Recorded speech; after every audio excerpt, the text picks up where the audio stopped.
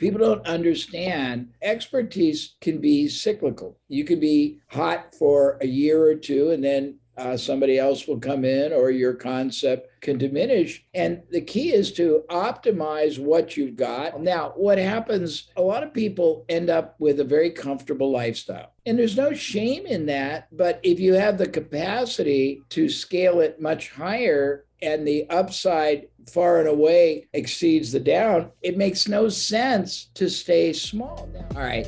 Hello and welcome. This is a special edition of the Ultimate Entrepreneur Podcast. Obviously, if you've been watching, listening, you know who I am, Jay Abraham, but you don't know who our guest is.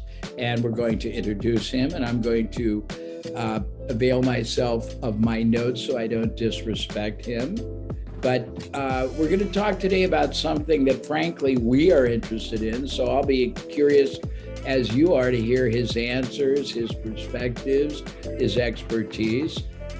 He's a gentleman who possesses a lot of knowledge in one of the few areas that supposedly, from what we hear, and we'll get his perspective, is working really well on the social media platform. We're talking about YouTube.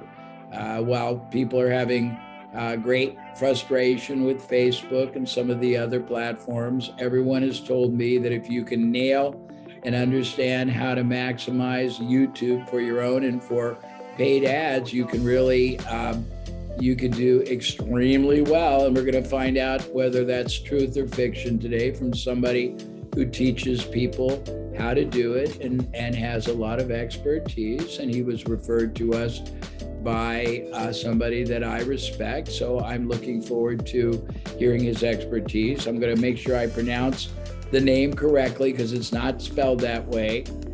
Aleric Heck. And Aleric Heck lives and works in, you're in Texas, correct? Yes, in Austin, Texas. Austin, Texas, the tech capital of the Southwest. He is the founder of Ad Outreach. He is somebody who understands and has been involved in YouTube advertising and building a following for a long time, as he was telling me offline. It sounds like his story is going to be fascinating, but he built one property to over 500,000 followers, and now he helps entrepreneurs. A lot of them are experts, information specialists, consultants, coaches, trainers, to do the same. His company teaches people how to grow and scale their businesses. So let's get into it. First of all, Aleric, thank you. This is going to be fun. So why don't you start by telling people exactly what you do and why you think it's important for people to learn it, whether they learn it from you or learn it from somebody, and what the impact of mastering what you teach people is worth to somebody in any kind of business, but definitely if you're in any kind of an expert business. Let's hear.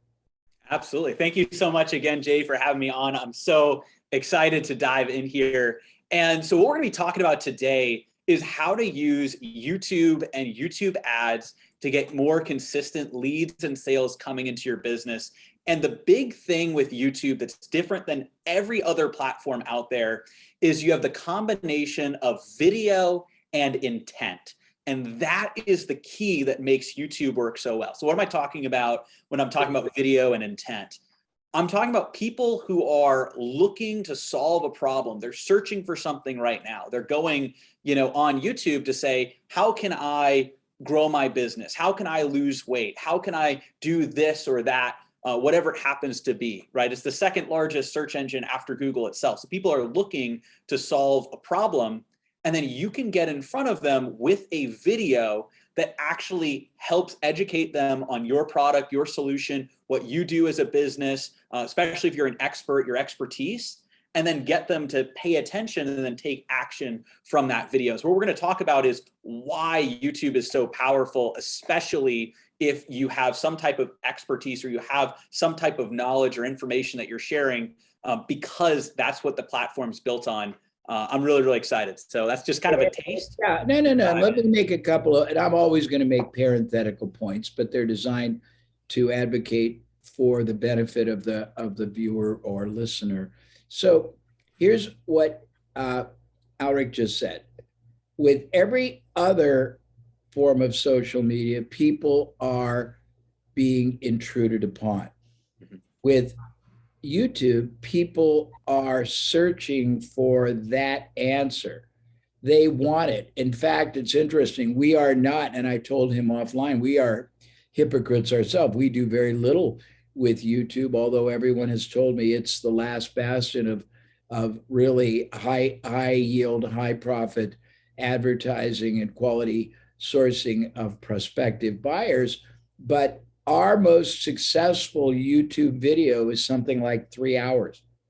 Our least successful is 20 minutes. Now, that compared to an Instagram or the others where you say you got to get their attention in the first, 5 or 15 or 22, I don't know what the number is, seconds, it's night and day. People are searching for knowledge. If you have knowledge they want, or if you have the advertising associated with this knowledge, then you have a very high viability, high quality prospect, and then it's up to you, obviously, to convert them. So let's get into it. I'm going to ask you some questions, and then you are going to hopefully go off on more expansive, not tangents, but expansive explanations so that our audience can get really excited about the opportunity. So speaking of the opportunity, let's start a little bit provocatively. Tell me a couple of success stories to start it off so people can get their motivation amped up a little bit. I'm sure either you have them, but they don't even have to be yours. They can be knowledge that you have of people who moved from one platform to another and YouTube was it and they just killed it, or they did something, they went from nothing to something, or anything in between. Absolutely. Absolutely. And I'll give a few examples, but I think one that really speaks to the power of YouTube and I really love is it's one of our clients, one of my, most incredible favorite people, David Emmons. So what he does is he helps artists who sell at craft fairs sell their artwork online. And talk about a very specific niche, right? So artists who sell at craft fairs sell their artwork online. He put together a course around it. It's a $9.97 course. And he had created the course. He was doing a little bit of Facebook ads and they were working, but it wasn't the scale that he was looking for. It wasn't necessarily reaching people that were ready to take action. So he was doing a little bit of ads around it. He had gotten some people who he knew in that community who were buying it. But he came to us, and this now is several years ago, but he came to us for help with YouTube ads. And that transformed his entire business because what he was able to do is reach people who are artists who are looking up, how do I sell my art online? They're going on YouTube. And at the time, there really wasn't anybody teaching this efficiently and getting in front of those people that are searching that on YouTube. There's free videos that talk a little bit about different aspects, but the benefit of YouTube is you can get in front of somebody with intent. So if they're watching a video and maybe it's a simple video teaching you how to set up a Shopify store, let's say, but if he can get in front of them with an ad, which is what we helped him do, that talks about how he has a full webinar, and then the webinar then leads to his program that's going to train them A to Z how to take your craft fair, right? And he was in this world before. He was selling hanging water gardens, right? How to take your craft, sell that online. And what we were able to do is get him in front of all of those people that are searching that on YouTube. And we brought him from doing, like maybe 5,000 to 15,000 a month, kind of selling a few of his courses, to over 6 figures a month, over $100,000, $200,000 plus per month, selling his $9.97 course on how to, actually sell your artwork online. And it like transformed his entire life and business. He was able to go in, hire his 2 of his daughters into his company, go and get his dream home in Florida, retire from the water garden business, and go, really full time into That's really cool. courses. Right? Yeah, it's incredible. And that's great. So tell us a couple more stories and tell us also, as you're telling these stories, the kind of ads that work, size, type, positioning, offerings, a little bit about the psychology of it, because I'm of the opinion that everyone who's appropriate should be exploring YouTube. We don't do it. We don't have any economic interest in you or anybody else that either teaches it, guides people, is an agency. But I think it's for the right uh, company, entrepreneur, expert, it should be an inclusion in their media mix and maybe the most important one. So tell us some factoids to get us excited. Absolutely. And that's one of the big things that you can do is really capture people's attention and have a hook that really gets them to pay attention, provide value, and then get them to take action. And that's one of the big, really big benefits to advertising on YouTube. So another person who I believe you know as well, Jay. So Cole Gordon, he's a good friend of mine. He does sales training, teaching people, how to build up their sales team. He also trains individual, salespeople individually. So I remember I was telling him, hey, you got to get on YouTube. You got to get on YouTube. And this was, I think this was, I don't know, like year and a half, couple years ago now, when I was saying hey, you got to get on YouTube ads, because he had scaled up his business mostly with Facebook ads, kind of doing the classic, what people were doing, scaling up. And at the time he was around $600,000, $700,000 a month. And so he was spending basically all of his budget on Facebook. And what we were able to do is help them understand, okay, here's how the YouTube ad side of things work. Here's how the scripts work. Here's, how you target in front of the right people, all the whole process. And one of the things that he was able to do really efficiently, and he's got a really great ad where he basically calls out how a lot of the other people in the space have things totally backwards, and then talks about what people should really do with their business and how to create their business. And so kind of gets into that realm of thinking. And I'll give a couple other examples as well. I'll give one of our examples next. And he was able to scale his company from that 600, 700,000 to over $3 million a month. And now YouTube and I believe also TikTok ads, YouTube and TikTok ads are the big drivers of his current growth. For a bit there, it was mostly exclusively YouTube. And now I know he's added in TikTok and some other platforms as well. But basically shifting away from Facebook was a big part of that. And, I remember when we did a testimonial video he did for us, saying YouTube is working far better than any other platform at the time.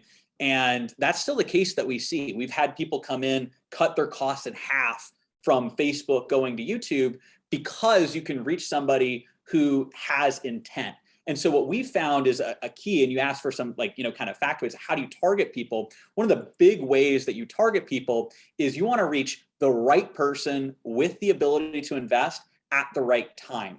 What most people do, and the reason why, people who are running Facebook ads have those challenges really getting efficiency, especially after the recent iOS 14, iOS 15 updates, is they're targeting in two dimensions. They're targeting based on demographics, right? So details about who that person is, age, gender, where they live. So kind of basic demographic details, maybe some household income. And then they're layering it with who that person is, their interests, their desires, what they like, what pages they like, their behaviors that Facebook has. But the problem is they're missing that third component, which is intent. What is somebody doing? Are you going to reach somebody at the right time? So if you just reach somebody as they're scrolling on their phone, you might reach them at the right time, but you may also reach them at the wrong time. Versus if you target somebody on YouTube, let's say you have an offer that's helping with weight loss, right? And you serve professionals, business professionals, because they have a reason to lose weight. Let's just say it's men who are 40 plus, business professionals, and you serve them in weight loss, and you want to reach them at the right time. So you can target, okay, you've got the demographic details, you can add in household income, you can add in business professional, but on Facebook, it stops there. You don't know when you're actually reaching them. But on YouTube, what you can do is you have that third dimension. you can still target that business professional, that is of a certain age, gender, household income, whatever you're looking to target, but then combine that with somebody who's watching a video on weight loss, on how to lose weight. They're watching a video on exercises. And so you have that third component, which is, what is somebody watching right now? What's the video I'm going to run my ads in front of? And that's the key, is it's three-dimensional, reaching the right person with the ability to invest at the right time with the right YouTube ad. And that's what David Emmons did. That's what Cole did. Another client of ours, Ahmad, came in and he helps with business consulting, helps consultants go independent. So instead of working at more of a big consulting company, he helps them go independent, and crafted actually a really funny ad where he's dressed up in a trench coat and he's saying, consulting, do you want your consulting here? And he's basically imitating what not to do to try and sell, let's say, consulting, which obviously you appreciate acquire here. And he has his whole 90-day pipeline method. And so what he says is this, are you trying to sell consulting like this, out of a trench coat or whatever? We're going to show you how you should actually sell it. So you have the hook that pulls people in, then you educate and you provide value. And I can break this down a little bit more in a second. Good. But keep talking. Yeah. And then he provides value. He says, here's what you really should do. And he starts, drawing his whiteboard, mapping it all out. And then he has a call to action to get them book a call. He was at that $50,000, $60,000 a month mark for a long time. He was stuck there. And what he said, it was the second month after second full month after starting to run YouTube ads, he scaled over $100,000 a month. And he said that the secret to getting him there was YouTube ads. Couldn't get there on the back of Facebook. Every time he tried to scale, something would happen, right? Either the campaigns wouldn't work or you get shut down on Facebook. He was running into all these issues. Getting on YouTube, he could get in front of the right person at the right time with the right video. And the right video has those three components. It has a hook, so you pull people in, right? You want to capture their attention. It educates, it provides genuine value, and then has a clear and concise call to action to get them off the video and into the rest of your funnel to take action. Good. So give me an idea of correlation, cost versus yield. What does it cost to acquire? And I know it's going to be all over, but what are some of the examples of what it costs on YouTube to run an ad? What can an ad pull as far as a lead? What kind of conversion?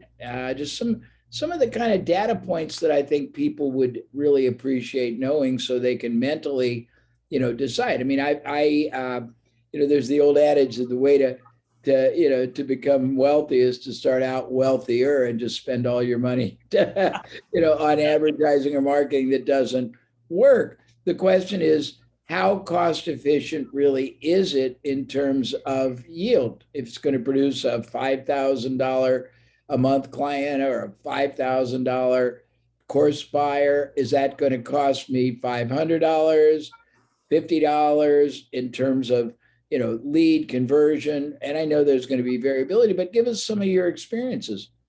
That is actually a great question. And I have a great, and I think I can actually tie my story back to that as well, because I can give some more specifics around us. And it's going to vary, obviously, depending on the person, but it also depends on the scale that you're at.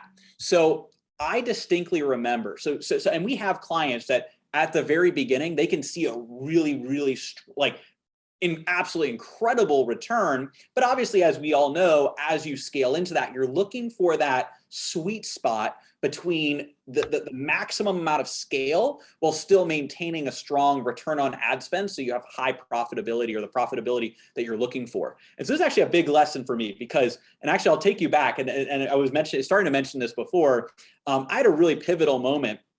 Back in 2019, I was at the Paris Destination Mastermind that you were at, and it was with the Traffic and Funnels guys. Chris and Taylor were hosting it. You were out there, and I got a hot seat with you. And I actually remember the question that I asked you. I'm not sure if you remember this or not, but what I was asking, I asked two questions. One was around the sales team, and maybe we'll touch on that later. But the other question, and both had very impactful answers for my business. But the other question, the big question I was asking is, Well, right now, at that time, I was spending about $25,000 a month to make over $200,000 a month, right? So that was, roughly, like, let's say 9x return. It depending, and actually would go all the way up to like 10x. It was because it was around 180 to 250,000 a month at that time. Was where I was at. Right. And I remember asking, and the other question actually is important too, because what I had asked you first was, I was a salesperson, and I also had a salesperson as well. So I had just hired my first salesperson. They were closing at like 30%. And I was at over 50%, 50 to 60%, and asking, kind of being a little nervous about handing everything over.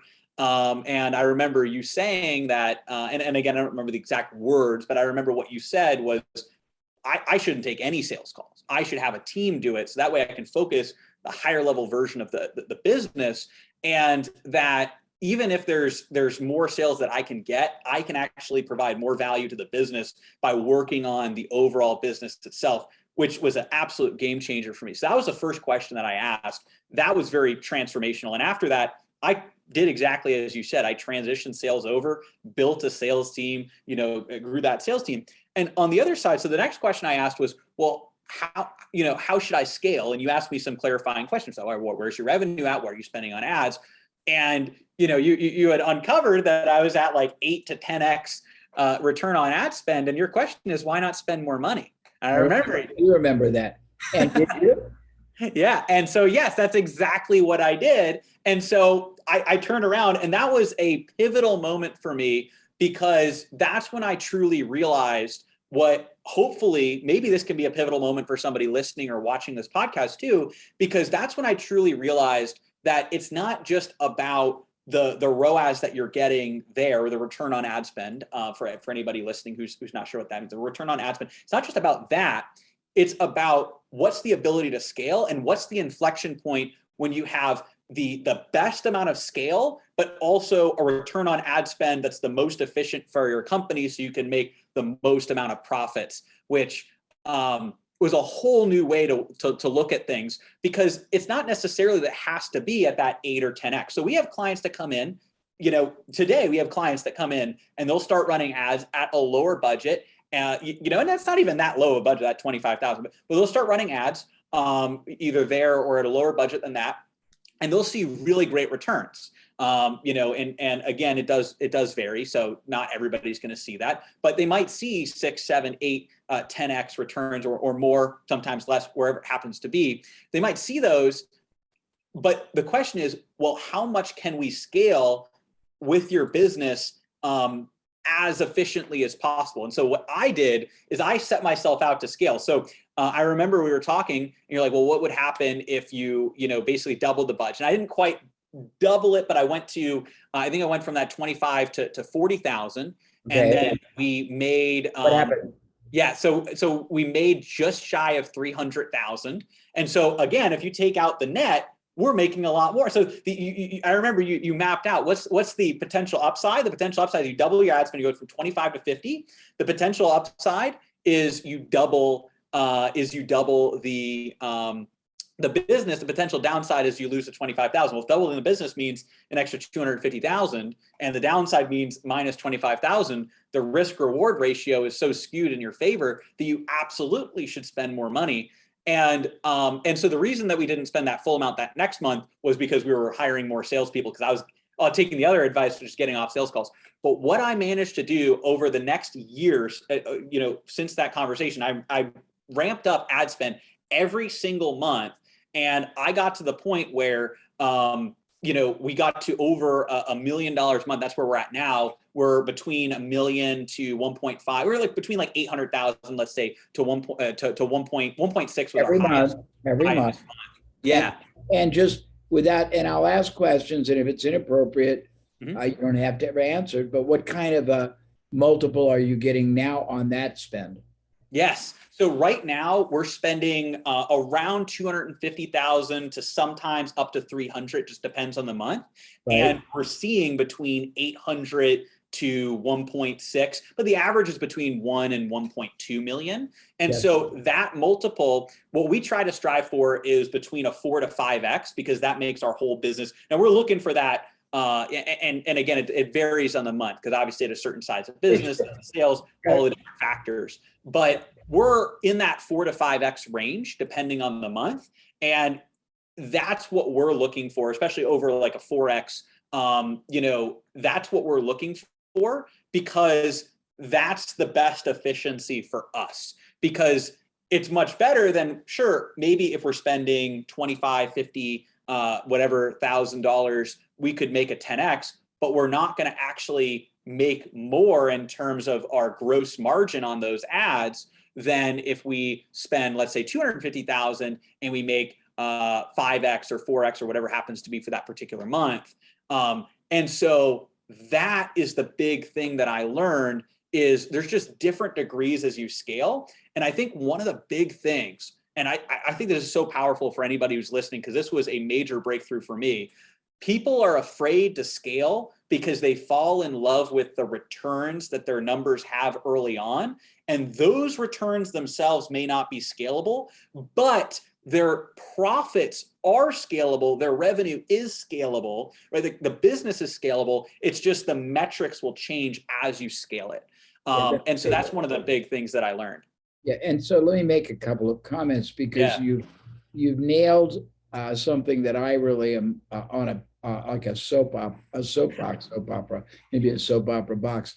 But I travel all over the world. I just got back. I think I told you I was in Amsterdam doing this. I was in I was two places in Brazil doing it with a lot of different people, and people don't understand that it's about the dollars. As long as you have the capacity to produce either an infinite or a significantly larger amount of your product or service, and you have the capacity, if you need salespeople or coaches or whatever, it makes no sense to stay small. Now, what happens, and this is a rarity for me because I don't do many people anymore that are in information marketing, although I got started in that and in the newsletter business, and then I did my own, a lot of seminars and training. But a lot of people end up with a very comfortable lifestyle. They've made in their life, $75,000, $50,000, $100,000. Now all of a sudden they're making, $500,000, and it's very nice. They have a nicer home, they have a lifestyle, they're doing most of it themselves. They have a couple of contract resources, and there's no shame in that. But if you have the capacity to scale it much higher, and the upside far and away exceeds the down, and if the downside doesn't work well, you can stop. It would seem to me, because the one thing I've seen, and it's not meant to demean anybody in the expert field, but expertise can be cyclical. You can be hot for a year or two, and then somebody else will come in, or your concept can diminish. And the key is to optimize what you've got, and also you're using a reference frame for yield, et cetera. But people don't realize you add one more back end, it changes everything. You add one more front end, it can make a lot more people start a relationship.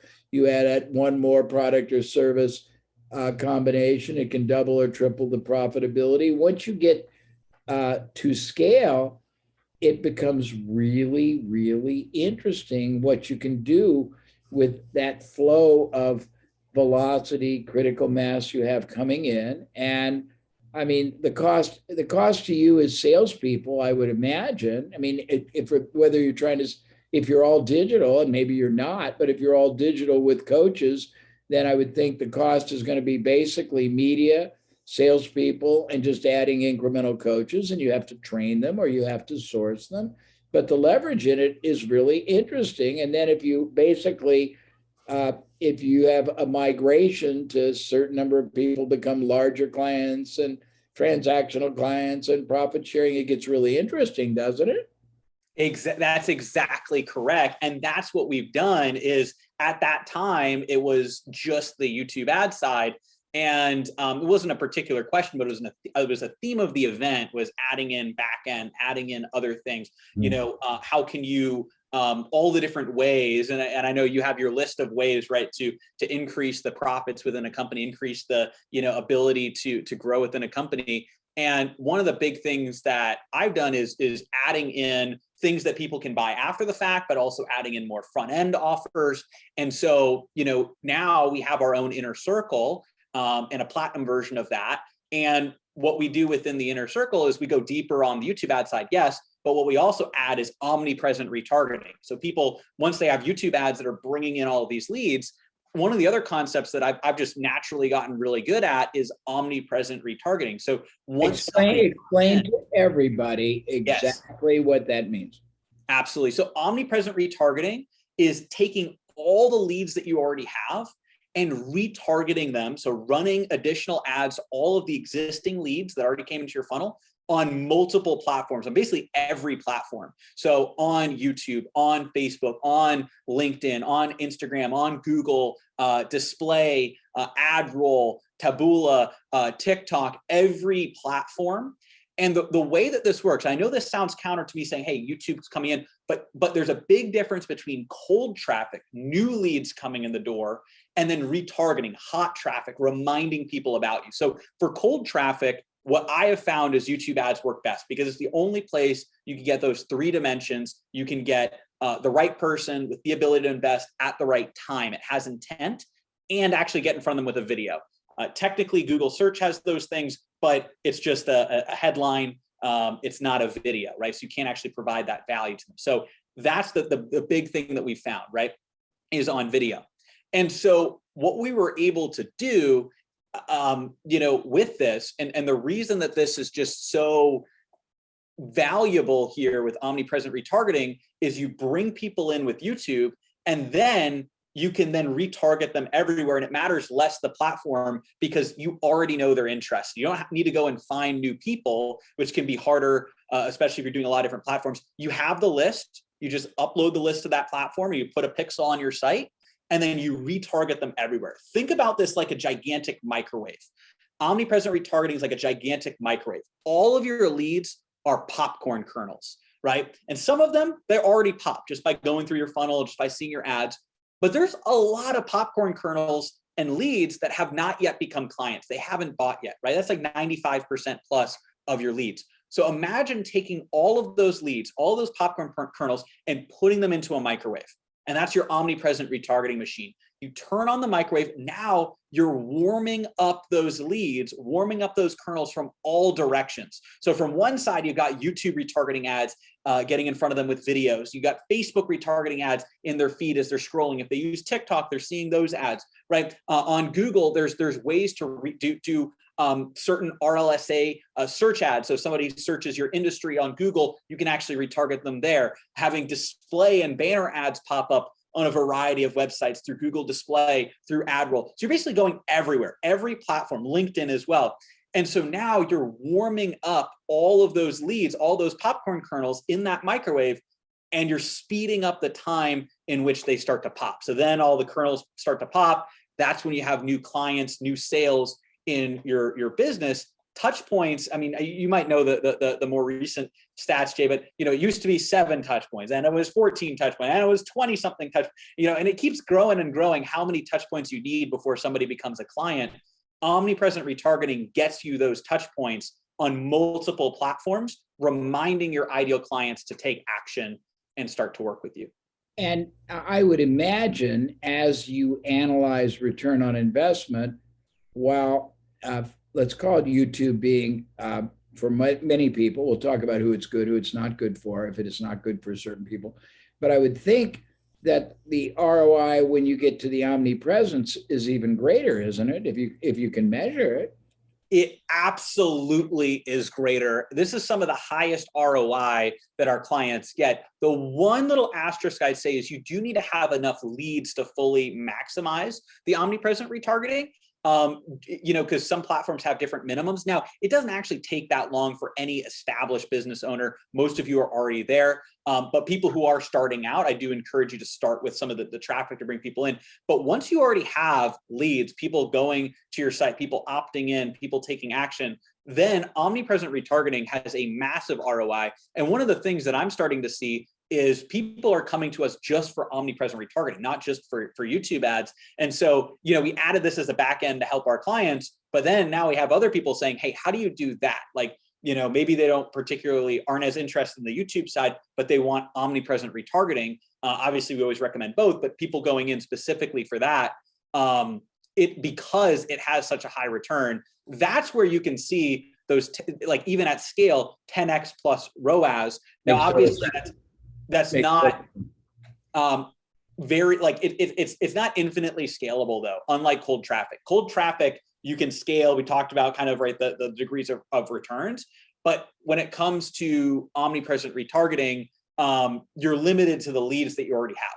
So you do have to acquire new leads through certain means to be able to retarget them. And there is going to be some caps on how much you can spend because it's only to the leads you already have. But when you have that, you can have a really high return because there are people that have already raised their hand that they're interested in. Makes total sense.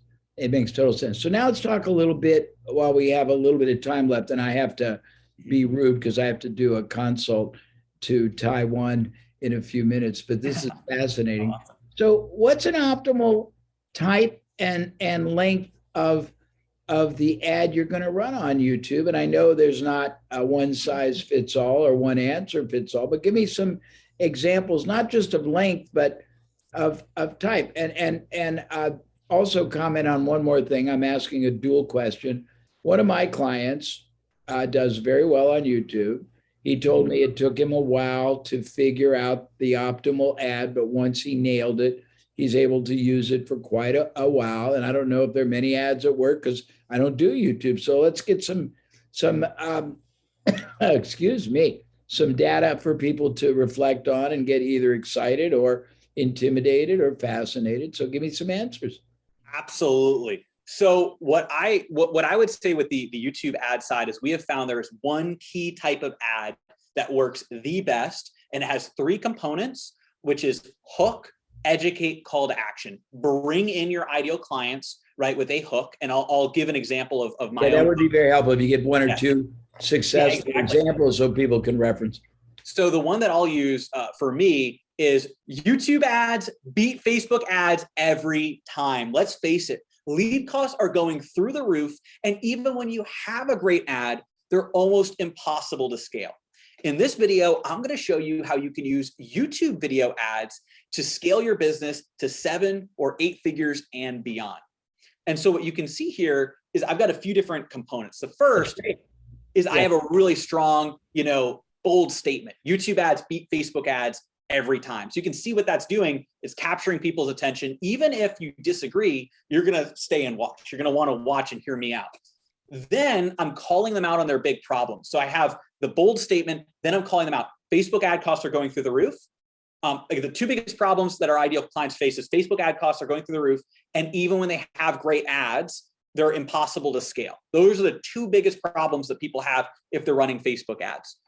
And then from there, what we do is I say, in this video, I'm going to show you exactly how you can use YouTube ads to, and then what a lot of our clients are trying to do is scale to 7 or 8 figures or beyond, right? And so what I'm doing there is I'm capturing their attention, calling out the biggest problem they have, and then telling them I'm going to solve the problem in the video.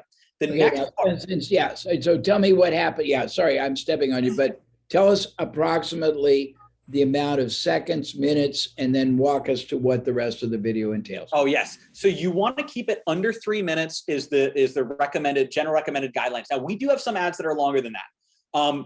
And if your ads are longer, you can still do that. Google is indicating that they prefer 3-minute or less ads, and we're starting to see evidence of that. However, we still have, and our clients still have successful ads over 3 minutes. So I know that's a diplomatic answer, right? Kind of like a politician answer.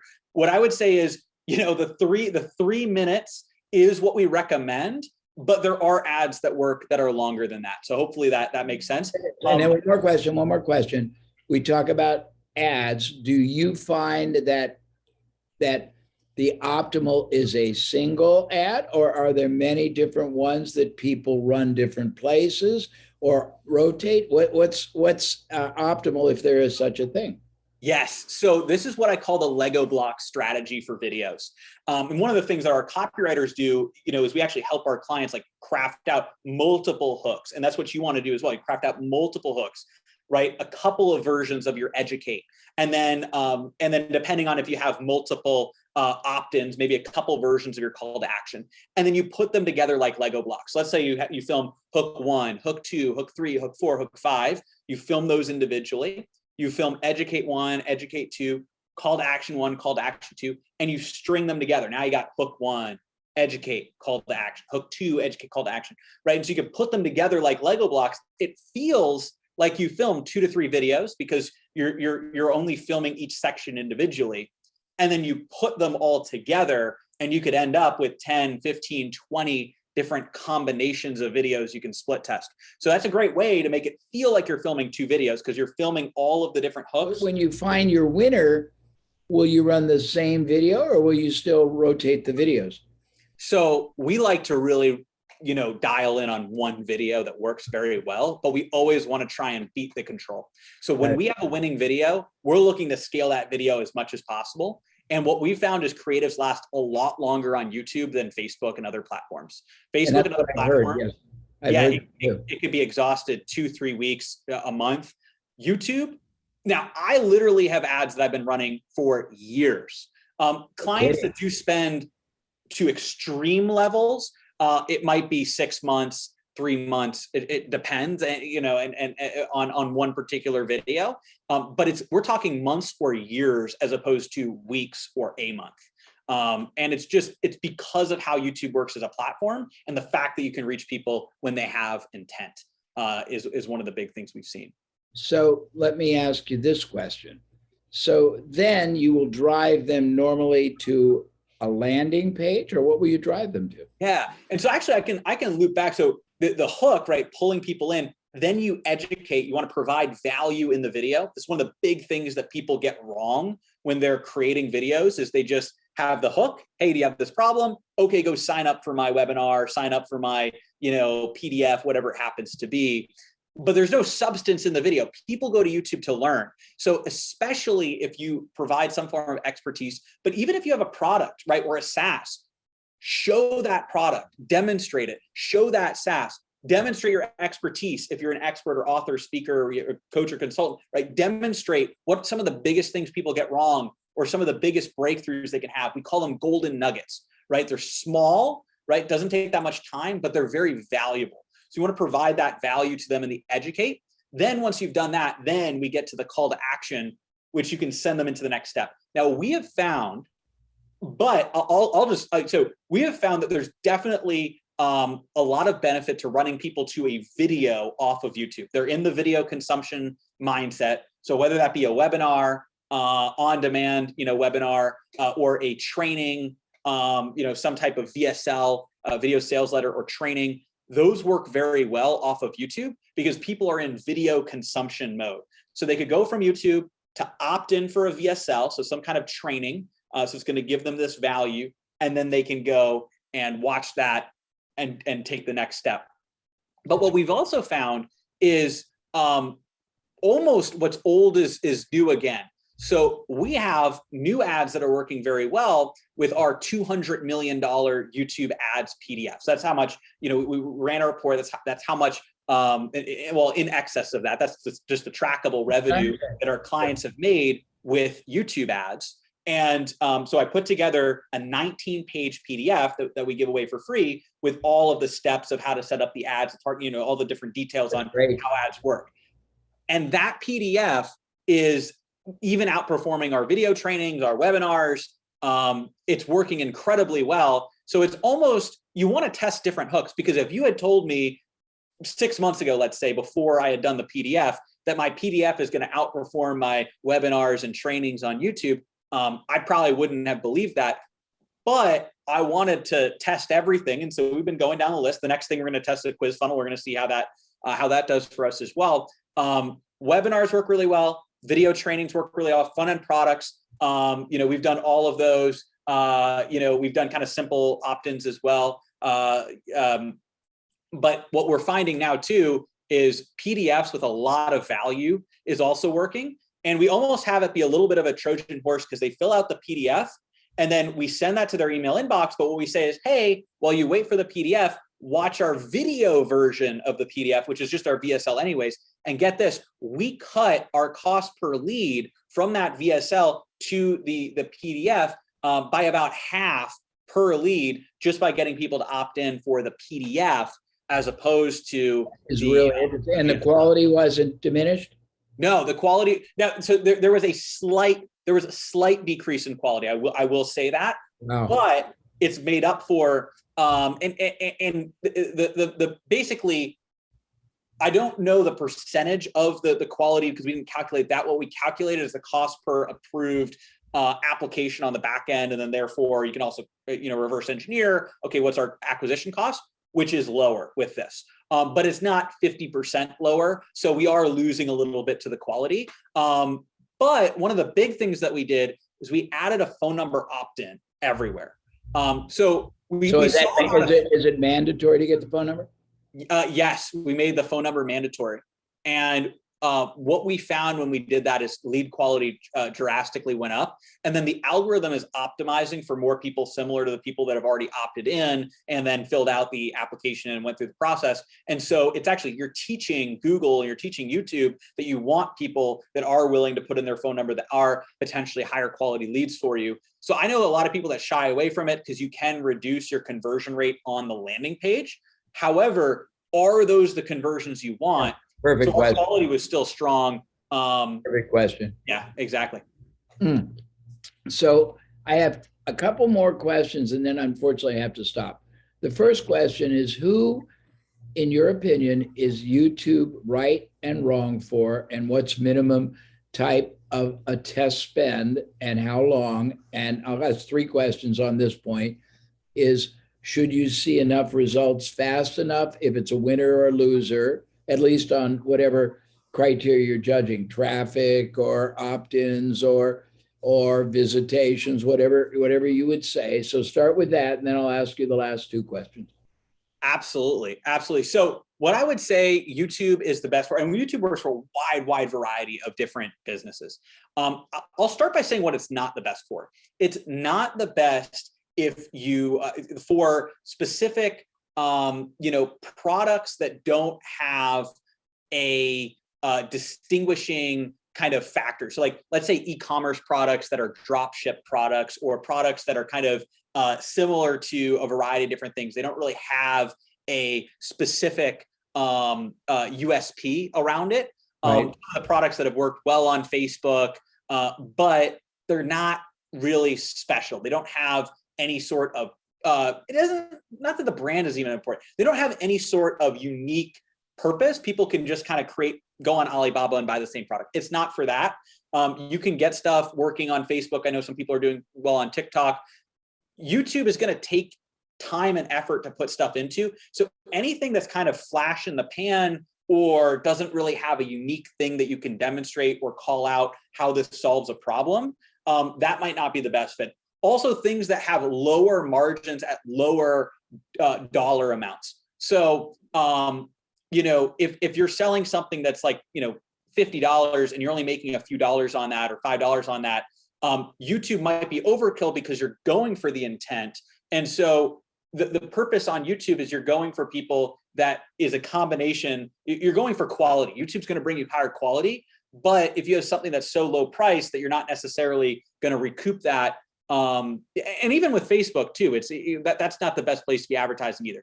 So what I would say is the people who are the best is if you have something that has a unique benefit to people, experts, authors, speakers, coaches, consultants, absolutely dominate on YouTube, because that's what YouTube is built on, is teaching people things. So if you're in any form of the expert information product industry, YouTube is the place to go. It is the best place to go. And then if you have e-commerce products that have a specific value, right? They're different than other things. We've worked with hair care, formula people. We've worked with, specialized shoes that have kind of webbing around each toe, right? We work with businesses that are unique. those and like mattress companies that have unique USPs that create, videos around that also has a higher price point. So e-commerce that's unique. And then same thing with SaaS products. It works really well if you have a recurring model, as long as your economics are correct. So again, this kind of goes without saying, but you should ask yourself the basic questions. Is my business ready for ads? Do I actually have a model that is efficient, can generate profit? Do I know what I need to, what my returns need to be? And is that in line with YouTube and what's possible with YouTube ads? So that's what I would say, but especially if you have higher ticket, more information, that's going to work incredibly well. And then just look at it with e-commerce and SaaS or lead-based businesses, depending on your business. That's great. And minimum spend? So minimum spend is going to depend on what your goals are. So obviously, what I will say is the minimum that we recommend when we work with clients, again, this is the minimum. So, a lot of clients do spend more, would be $100 a day. Now, people can dabble and test out with lower amounts of spend. When we're working with clients, we want to make sure that they at least have some degree of spend, even at our kind of accelerator, like our entry programs. We want to make sure there's enough spend to have meaningful data that you can analyze and really treat this as a platform that you're looking to scale. From there, though, as we mentioned, you can scale to hundreds of thousands of dollars a month in ad spend. And also, yeah, exactly. No.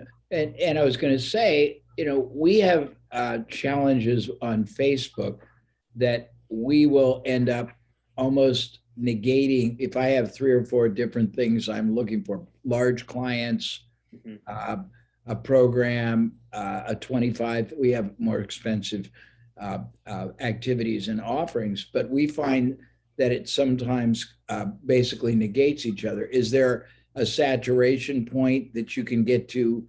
I mean, 200,000, 400,000, can you spend that much? And is it a function more of the expanse of all the videos and the searches that are going on? So is it more of a corollary to that? So you absolutely, so you can definitely scale up the spend. There are different levels. So like there, obviously, at a higher level, that there's certain places where you have the most efficient return. There's a reason that we're spending 250 to 300,000. We know that's kind of the inflection point for our return within, and that's basically, so that is 85% YouTube. And then we have about like 15% is this omnipresent retargeting strategy, retargeting on every platform. Right. And there's a reason that we're spending that is we know that's the most efficient for this because we're, B2B, we're selling to businesses, right? It's a different type of thing. We also know, what our lead to client, ratio is, and we're always optimizing and diving in and creating different things. And we've actually gotten more scalability by launching new things like the PDF and that.